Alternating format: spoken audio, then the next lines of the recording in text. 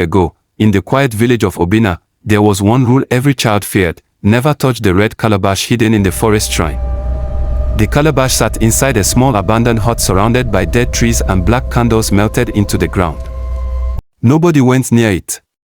Not even hunters. Every full moon, she walked alone to the shrine carrying white chalk and bitter leaves. Children would secretly watch her from far away as she spoke strange prayers into the wind. One evening, a teenage girl named Adis sat outside her mother's small hut, staring at the wealthy families returning from the market with baskets full of food. Adis' family was poor. Her father had disappeared years ago in the forest. Her mother was sick. And the villagers mocked them constantly. That night, while rain poured heavily across the village, Adis overheard two women laughing nearby. Poverty follows that girl like a shadow. Even spirits would reject that family. Adis quietly lowered her head as tears filled her eyes. She was tired of hunger, tired of shame, tired of feeling invisible. Then suddenly, a whisper floated through the rain. Adis. She looked around. Nobody was there. Again. Adis. This time the voice came from the direction of the forbidden forest.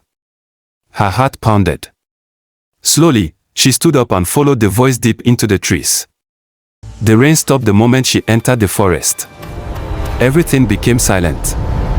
No insects. No birds. Just the sound of her breathing. Then she saw it. The abandoned shrine hut. And inside, the red calabash. It glowed faintly in the darkness. The whisper returned. Open it, and your suffering will end. Adis remembered the elders' warnings. But then she imagined her sick mother. The hunger. The humiliation.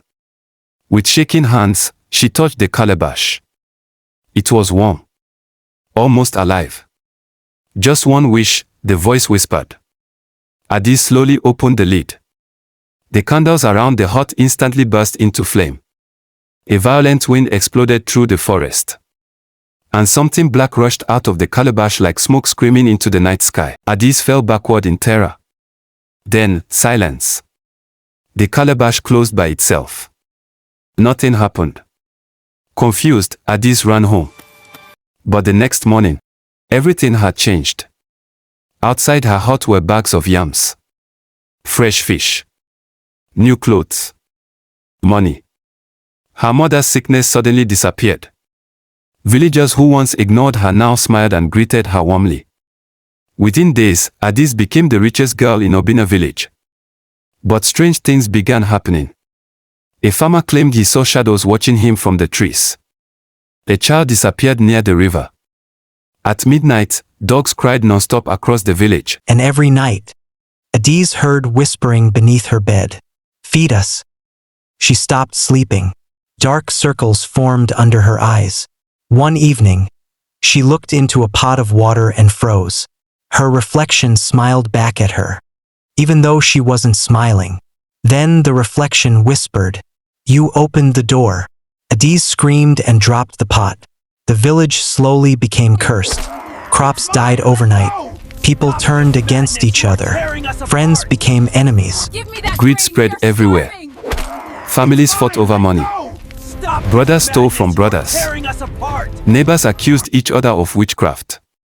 The darkness inside the calabash was infecting everyone. Mama Ejiro finally confronted Adis. "You opened it," the old woman said quietly. Adis burst into tears. "I only wanted my family to survive." Mama Ejiro nodded sadly. That is how darkness enters the heart. Not through evil, but through desperation. She revealed the truth. Long ago, the calabash trapped spirits of greed, envy, and endless desire. The spirits could not force humans to obey them. Humans had to willingly open the calabash themselves. And now the spirits were free again. There is only one way to stop them, Mama Ejiro warned. You must return what was given. The next night, Adis carried all her riches into the forest. The whispers followed her. "Don't leave us. You deserve more. We made you special." But Adis kept walking. When she reached the shrine, The forest transformed into terrifying shadows with glowing eyes surrounding her. The spirits emerged from the darkness, taking the shapes of villagers she knew. You will become poor again, they hissed. You will suffer. Adiz trembled with fear, but continued forward. Then she poured every coin, every cloth, every gift back into the calabash. Immediately, the ground shook violently. The spirit screamed. A blinding red light exploded from a shrine. The calabash snapped shut. Silence returned to the forest. The curse was gone. The next morning, the village woke peacefully for the first time in weeks. The missing child returned safely. The fighting stopped. The crops slowly recovered. Adiz became poor again, but something had changed. The villagers finally saw her kindness and courage. Instead of mocking her, they helped her family rebuild their life. And from that day on, the elders taught every child in Abina village one lesson: not every gift is a blessing. Because sometimes, the things that promise everything, take even more in return.